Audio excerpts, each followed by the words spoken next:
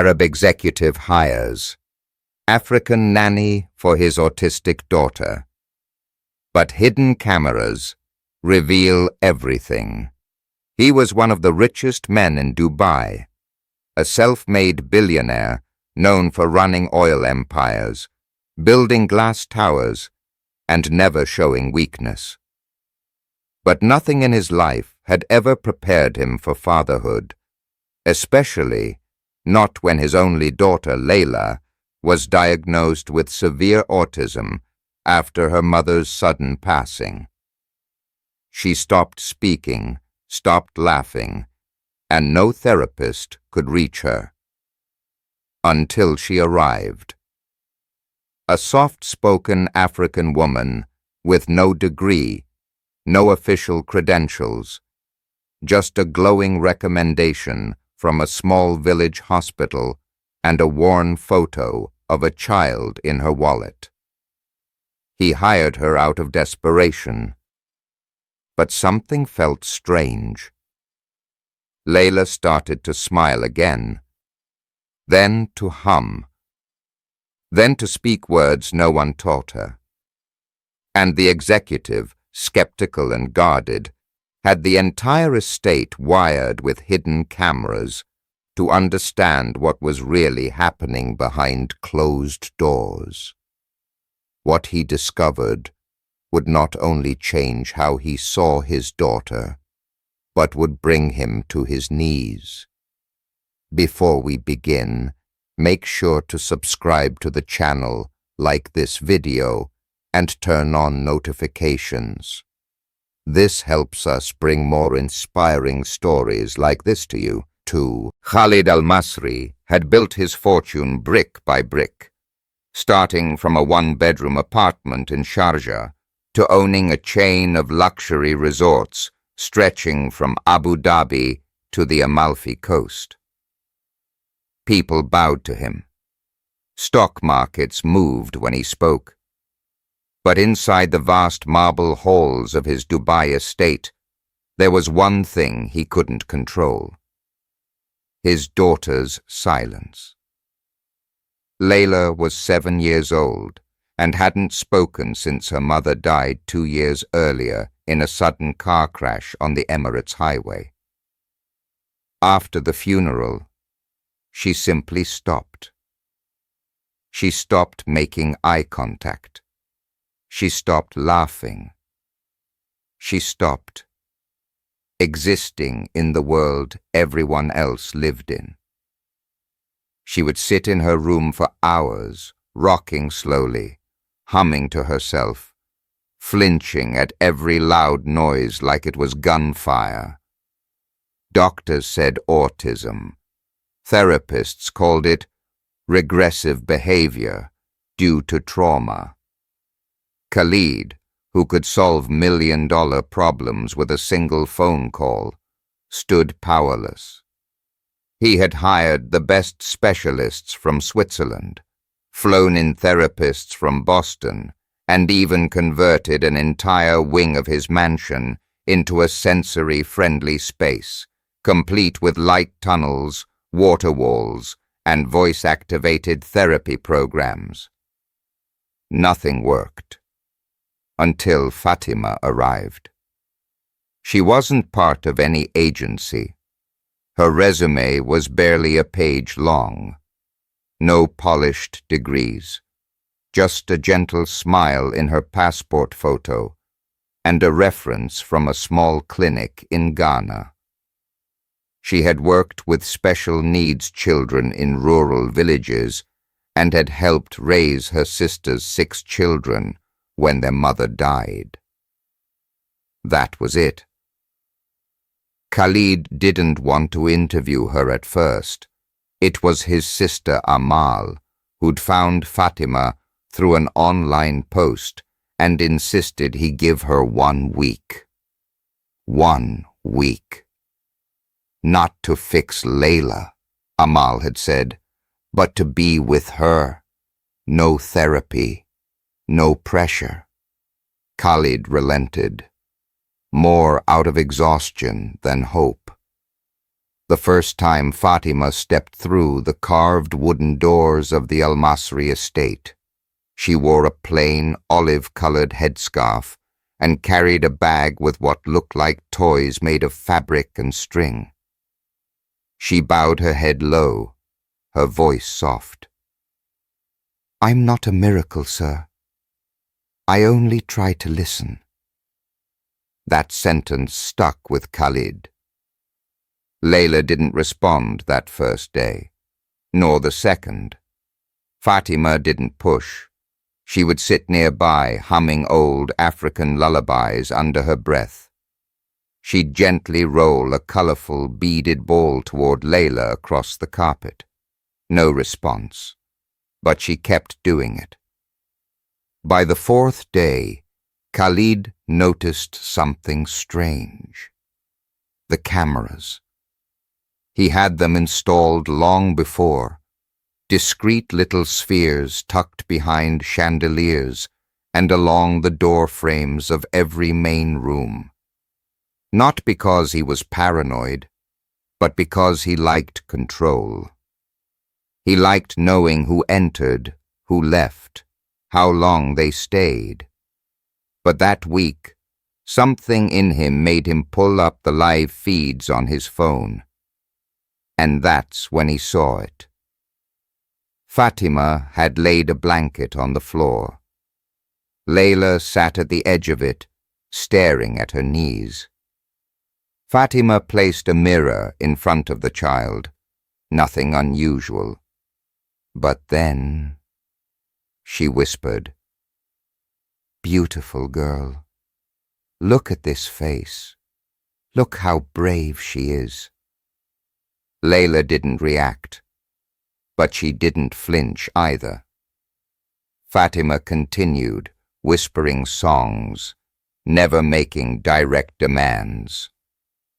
She mimicked Layla's hand movements with precision, rocking when Layla rocked, humming when she hummed. She was entering her world, not trying to pull her out of it. Khalid watched in silence. That night, he didn't sleep. He kept the feed running beside him, even as he lay in his king-sized bed under high-thread Egyptian cotton sheets.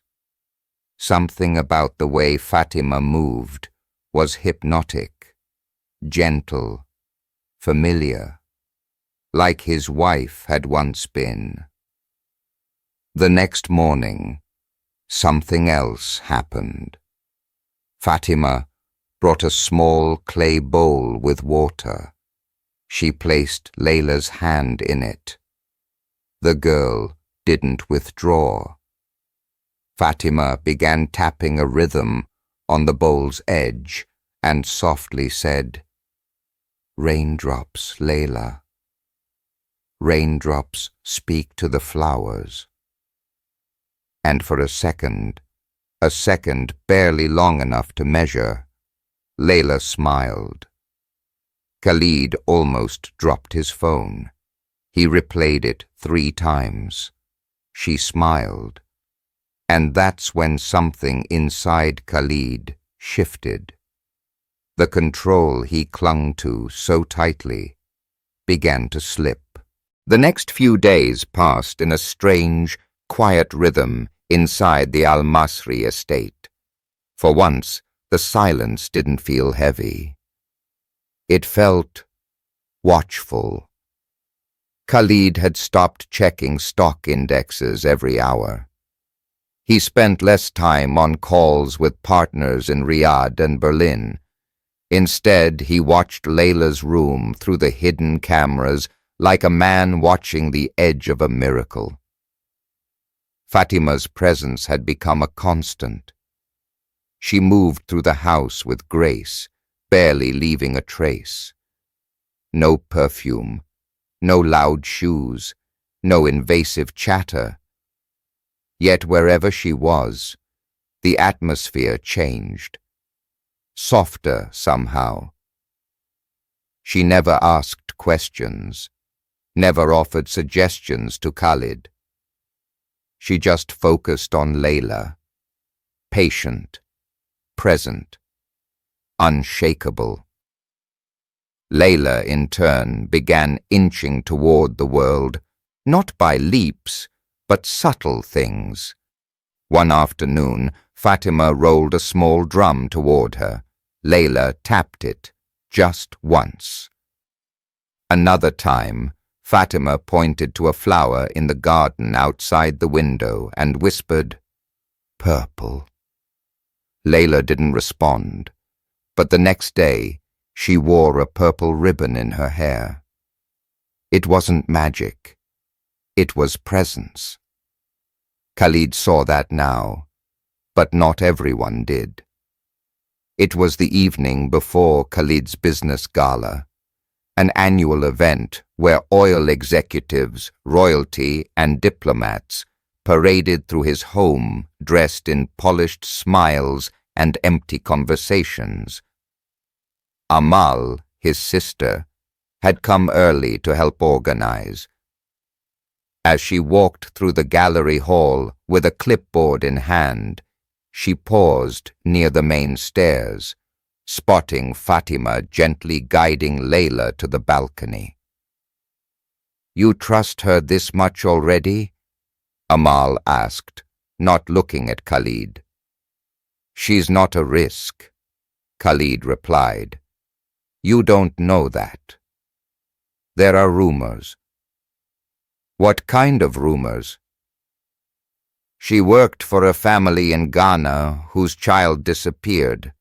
No charges, but the child was never found. They said Fatima took care of her." Khalid stiffened. His gaze shifted to the monitor on his phone showing the live feed of Fatima and Layla, now sitting side by side, humming.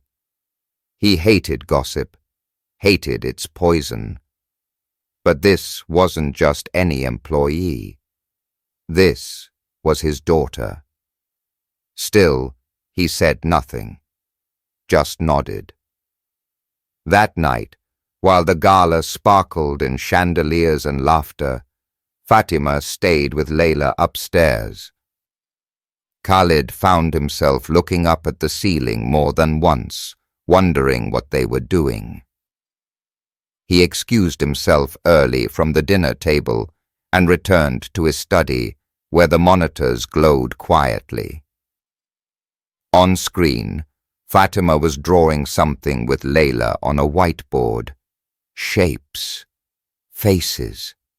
Layla held the marker with trembling fingers, but she didn't resist. When Fatima placed her hand gently over hers, guiding the stroke, Layla didn't pull away. And then came something Khalid couldn't explain. Layla turned to Fatima. Her lips moved. "Ma." Khalid's heart clenched. He leaned in closer, pressing his fingers against the glass of the monitor. Layla had just called her Ma. Fatima didn't react immediately. She just smiled softly and whispered, "I'm here, little flower." Tears filled Khalid's eyes. It had been almost 2 years since he'd heard his daughter form a word. He stood, heart pounding. Part of him wanted to burst into the room, to witness it for himself. But he didn't move. He knew better now. Whatever was happening, it had to happen without him. But the next morning changed everything. As Khalid prepared for a meeting, one of his security staff entered the room, hesitant. "Sir, we were reviewing footage from last week, as you requested." "And? There's something you need to see." They pulled up a clip. It was from 5 days ago. 3 a.m., the hallway outside Layla's room. In the dim footage, Fatima could be seen walking barefoot, holding what looked like a cloth in her hand. She moved to the garden. A few minutes later, she returned. and looked directly at the hidden camera. Not by accident. It was a cold, still stare. Then she raised the cloth, and for a flash, it looked red. Khalid's breath caught in his throat. Was it blood? We're not sure, sir. Could have been paint, or something else, but we thought you should see it. Khalid dismissed the man with a wave, but didn't sit back down. His pulse was a storm. What was Fatima doing outside in the middle of the night? Why stare at the camera like that? And what was that cloth? Doubt had entered the house, and it wouldn't be leaving quietly. Khalid barely slept that night. His thoughts spun like a broken carousel. One moment, he remembered the softness in Fatima's voice, the way Layla had said "Ma" for the first time in 2 years. The next, he saw her staring into the hidden camera in the middle of the night, holding something red and walking barefoot in his private garden. It didn't add up. He sat in the darkness of his study, screens glowing in front of him like the control panel of a spaceship. One displayed the live camera feed from Layla's room, now empty and lit with the soft blue glow of a nightlight. The others showed footage from earlier days, all bookmarked by the security team. Every time Fatima lingered alone in a hallway, every time she stepped into the garden after midnight, every time she paused near a camera. Was she taunting him? Or was he starting to lose grip on his own mind? By 7 a.m., he made a decision. "Call her in," he told the head of staff. "I want to speak with her, alone." Fatima entered the study with her hands folded neatly in front of her. Her headscarf was cream-colored today, matching the warm tone of her long dress. There was no fear in her expression, just calmness and something else, something unreadable. "You wanted to speak with me, sir?" Khalid didn't rise from his chair. He didn't offer her a seat. "I've been watching the cameras," he said. "I know," she replied softly. That shook him. He narrowed his eyes. "So, you're aware that you've been recorded? All this time?" She nodded once. "Of course. And yet you look straight into them, as if you have something to hide." Fatima didn't blink. "Or maybe I wanted you to see." "To see what?" She took a step forward. "That I have nothing to hide." Khalid stood now, his voice hardening. "Then what were you doing in the garden at 3 a.m., holding what looked like a blood-stained cloth?" She let out a breath, almost like a laugh, but not quite. Then she reached into her bag, pulled out the very cloth in question, and laid it gently on the desk. It was a child's scarf. Red, yes, but embroidered with sunflowers. Small, frayed at the edges. "I found it in the bushes by the fountain," she said. "Layla must have thrown it out the window. She cried for it the next morning, but didn't have the words to explain. So I brought it back before dawn, and I looked into the camera because I knew you were watching. I hoped you'd see what care actually looks like." Khalid stared at the scarf, feeling the heat of shame crawl up the back of his neck. But it wasn't over. "You worked for a family in Ghana," he said slowly. "One of the children went missing, and your name was in the investigation." Fatima's lips tightened just for a second. "Yes," she said. "Amma. She was 6. She had epilepsy and ran into the woods after a seizure. I was the one who found her body 2 days later, but no one remembers that part." Khalid's chest tightened. "Why didn't you tell me this before?" "Would you have hired me if I had?" The question sliced through the room like a blade. He had no answer. "I'm not a miracle worker," she said again, quieter this time. "I'm just someone who listens. Sometimes that's the only thing a child needs. Not more therapy, not more silence." For the first time in years, Khalid felt disarmed. He sat back down. "I don't know what to believe," he admitted, his voice raw. Fatima nodded. "Then believe your daughter.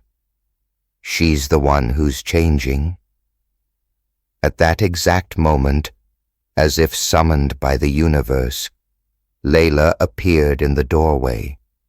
She didn't speak. She didn't run. She walked calmly, barefoot, and placed her hand on Fatima's. Khalid stared. She never initiated touch before. She never came into a room without screaming first. Now, she was steady. Fatima smiled, looking down at the child. "Are you ready for the garden, little flower?" Layla nodded, just once, and they walked out together. Khalid remained frozen in his chair, heart pounding, not from fear, but from something even more dangerous, hope. But that hope would soon be tested, because someone else had been watching the cameras too, and they weren't nearly as forgiving. The desert sun was low when the phone rang. Khalid was standing by the marble railing of his private balcony, sipping Arabic coffee, trying to shake off the strange tension that had been clinging to him since Fatima left his office. He didn't recognize the number. Ghanaian code. He hesitated, then answered. "Mr. Al-Masri?" the voice asked. Male, slight accent, calm, but precise. "Yes. Who is this?" "My name is Dr. Kwame Badu. I was the director of the clinic Fatima used to work at. I heard she is now in your employment." Khalid straightened, heart quickening. "I've done some research on her background."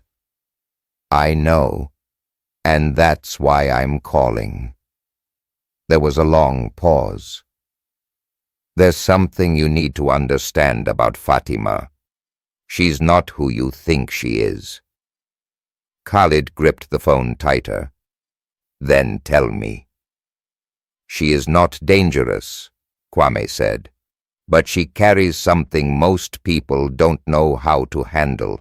Grief. Deep, personal grief that she never talks about. She lost a child of her own, a daughter.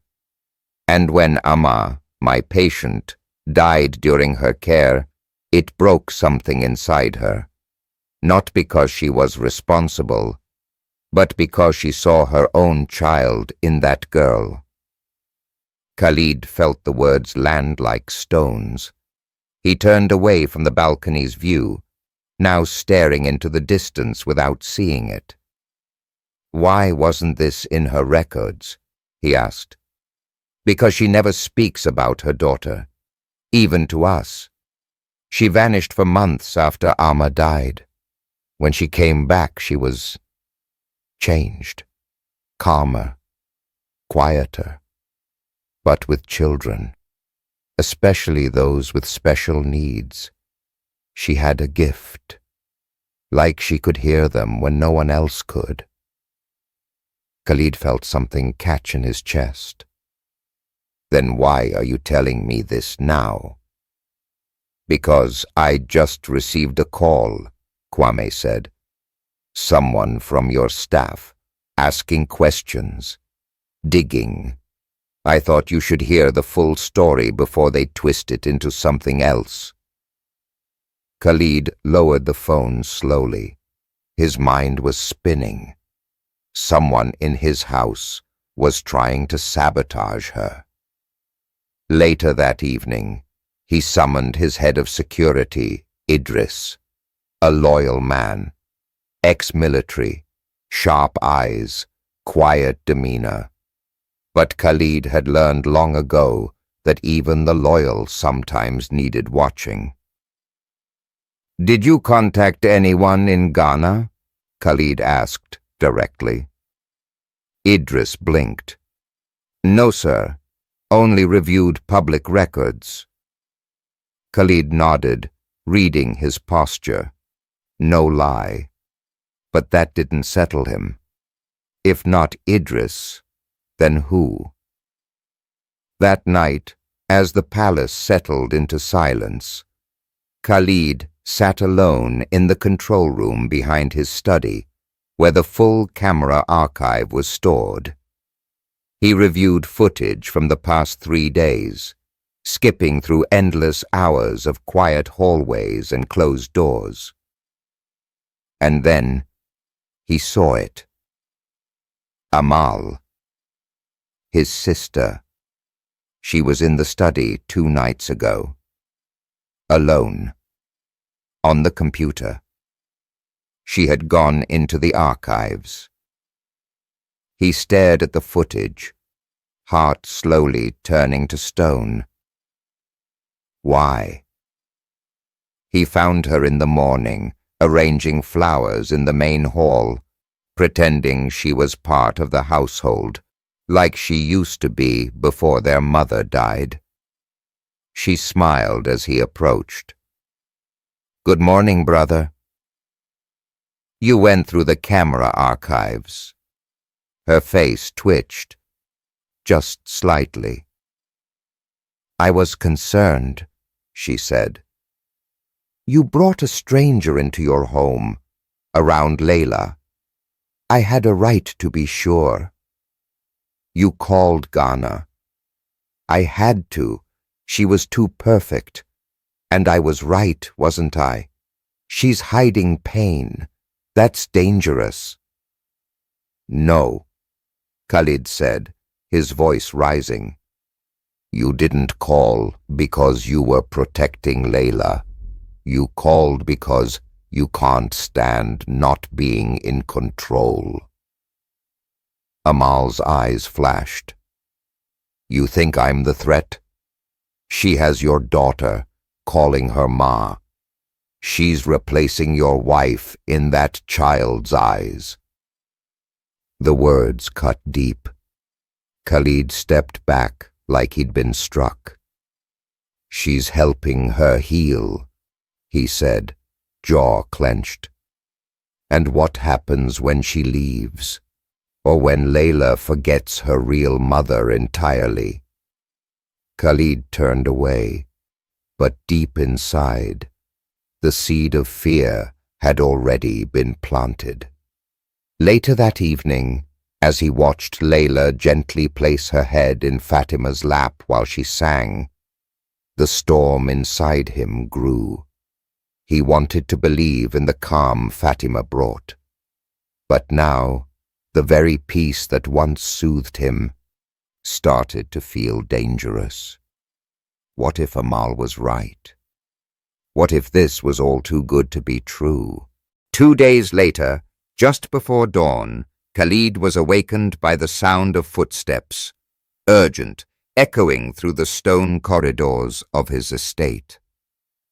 He sat up in bed, heart pounding, already sensing that something had cracked wide open. There was a knock on his door. Then Idris entered without waiting for permission. "Sir," he said, breathless. "There's a problem." Khalid was already standing. "What is it?" "It's Fatima. She's in the library. The staff found her there. And she had something in her hands." Khalid's blood ran cold. He followed Idris down the main corridor. The house was still dark, except for the warm glow coming from the library's floor lamps.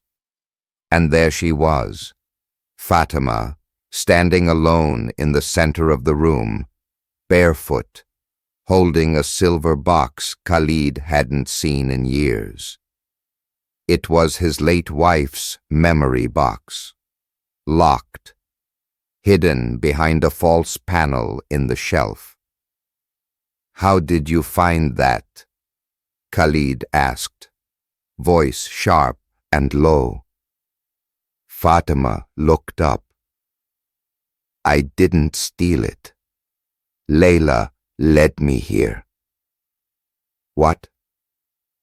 "Last night, she touched the wall beside the shelf. She whispered something. Mama, inside. I followed her. She knew." Khalid took the box from her hands, breath unsteady. He opened it carefully. Inside were old photos, handwritten letters, and a small voice recorder his wife used to keep near Layla's crib.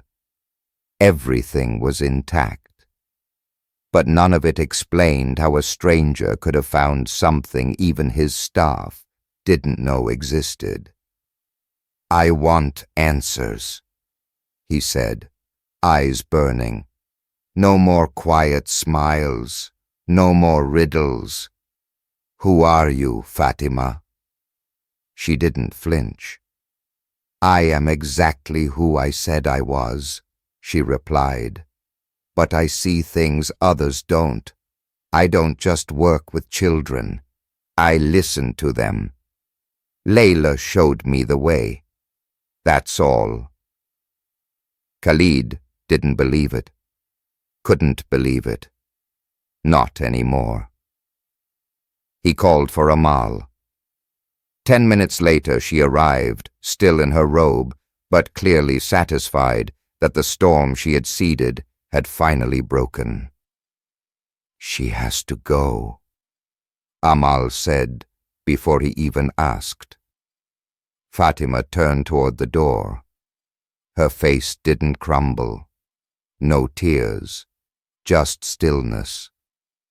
Only when she reached the threshold did she speak, and even then it was only to Khalid. "She needs safety, not fear. You'll regret this." And then she was gone. Layla woke up 2 hours later. The house was colder. She didn't smile, didn't hum, didn't walk to the garden like she had for the past few days. When Khalid entered her room, she looked at him, really looked, and whispered a single word. "Ma." He sat beside her and took her small hand, trying to comfort her, but she recoiled. Gently, but unmistakably. That night, the silence in the palace returned. But it wasn't the gentle silence that had come with healing. It was sharp, empty, like grief in a tuxedo. For the next 3 days, Layla regressed. She stopped responding to music. She stopped touching food with her hands. She even stopped meeting his eyes. And then, the final blow. One of the therapists, a well-meaning woman from Germany, tried to engage her with flashcards. Layla suddenly screamed, a long, guttural, piercing scream that shattered the windows of Khalid's composure. She curled into herself like a paper flower set on fire, and nothing, not toys, not light, not his voice, could bring her back. That night, Khalid returned to the hidden camera archives again. He played the old footage. Fatima sitting beside Layla. Fatima helping her touch water, touch color, touch feeling. Then he watched the moment Layla had guided her hand to the shelf in the library. It wasn't random. Layla had tapped the wood 3 times, right where the hidden panel was. She had known, and somehow, so had Fatima. Khalid's hands trembled. He picked up his phone. It rang 4 times before the line connected. She answered. "You were right," he said. "I sent away the one person who truly saw her. Please, come back." There was a pause. Then Fatima spoke. "She's not a case. She's not broken. She just needs truth." "Then come help me give it to her," he said, his voice breaking. Another pause, then, "I'm already at the gate." The sun hadn't yet risen when Khalid heard the soft chime of the front gate being unlocked. He stood in the grand foyer barefoot, wearing only his linen shirt and trousers, his hair uncombed, his face weary. He hadn't slept, and yet he felt more awake than ever. Fatima entered without a word. She didn't need one. Her eyes carried enough. Behind her, in the faint gold light of morning, Layla appeared at the top of the staircase. She was holding the sunflower scarf, her favorite, and clutched it like a lifeline. Fatima looked up and met her gaze, and then Layla began to descend the stairs, one step at a time, barefoot like her father. "Layla," Khalid whispered. But the little girl didn't look at him. She walked straight to Fatima and stopped in front of her. The room held its breath. Then, slowly, Layla reached up and touched Fatima's face. It was a small, trembling hand, but the gesture was deliberate, curious, intimate. And then, without prompting, she whispered something no one had heard her say since she was a baby. "Safe." The word dropped into the silence like a stone into still water, and the ripple spread straight into Khalid's heart. Tears rose in his eyes, uninvited, uncontrolled. He turned away, but not fast enough. Fatima had already seen. He wasn't a man used to weeping. He had cried when his wife died, but alone, behind locked doors, with a bottle of arak in his hand and the curtains drawn tight. He had never cried in front of another person, not like this, but now something inside him gave in. He dropped to one knee, holding his daughter in his arms, pressing his forehead to hers. "I'm sorry," he whispered, again and again. "I'm so sorry." Fatima knelt beside them, placing one hand gently on Layla's back. "We move forward now," she said softly. "No more looking behind." That morning, Khalid gathered the staff in the main parlor. He stood in front of the marble fireplace, with Fatima beside him and Layla in her lap. Amal was present too, her face unreadable. "I owe you all an apology," Khalid began. "I let suspicion take over where trust was growing.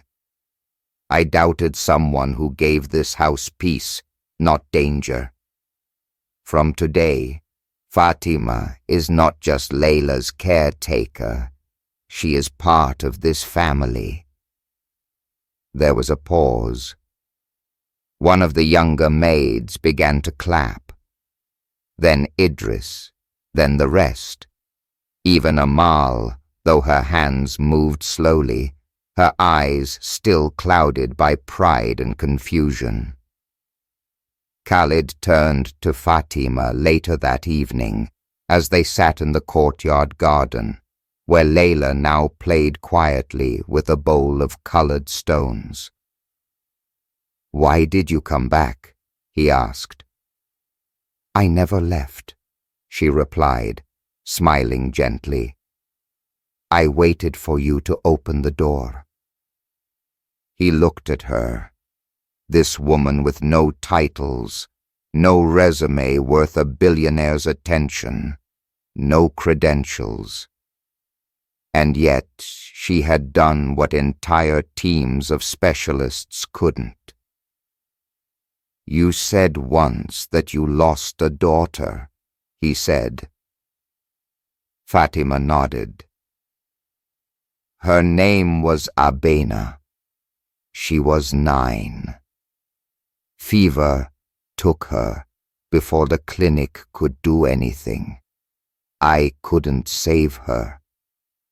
But I see pieces of her in every child who needs to be heard." Khalid said nothing for a while. He simply watched his daughter stack the stones in the sunlight, humming to herself. A melody that had no words but filled the air with something pure. It wasn't just progress. It was transformation. That night, before bed, Layla did something she had never done in 2 years. She walked into Khalid's room, pulled on his sleeve, and raised her arms. He lifted her in silence, holding her to his chest, heart pounding. As he tucked her in, Fatima stood by the doorway. "This isn't the end," she said. "She'll have hard days again. But now she knows she's not alone." Khalid nodded, and then he did something he never thought he would do again. He kissed Layla on the forehead, looked up at the woman in the doorway, and whispered, "Thank you for saving both of us." Fatima smiled. "You saved yourself. You just needed to see what love really looks like." And for the first time in years, Khalid turned off the cameras, because he no longer needed to watch trust happen. He finally knew how to feel it. Months passed. The house no longer echoed with silence. It echoed with Layla's laughter, light, broken at times, but real. She spoke slowly, in short words, sometimes just with her eyes. But Khalid had stopped needing perfect sentences. He only needed presence. Fatima stayed, not as a nanny, not even as an employee, as family. One evening, Khalid found an old camera tucked behind a bookshelf.